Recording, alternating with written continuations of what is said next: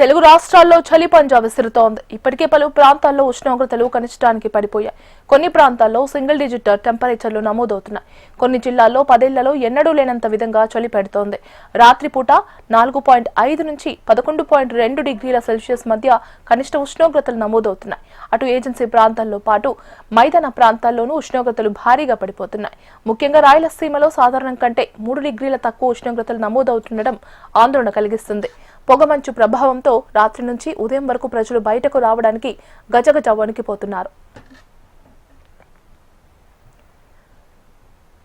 రాబోయే 5 రోజుల పాటు చలి తీవ్రత మరింత పెరిగే అవకాశం ఉందని వాతావరణ శాఖ హెచ్చరిస్తోంది. ఉష్ణోగ్రతలు ఇంకా తగ్గుముఖం పట్టే అవకాశం ఉన్నందున ప్రజలు అప్రమత్తంగా ఉండాలని సూచిస్తున్నారు.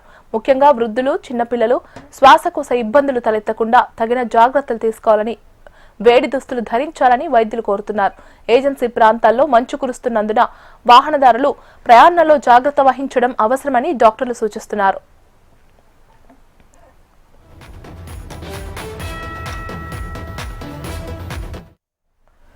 వాతావరణంలో మార్పులు, చలి తీవ్రతతో ప్రజలు జ్వరాల బారిన పడుతున్నారు. విష జ్వరాలు విజృంభిస్తుండటంతో ప్రభుత్వ, ప్రైవేట్ ఆసుపత్రులు కిటకిటలాడుతున్నాయి.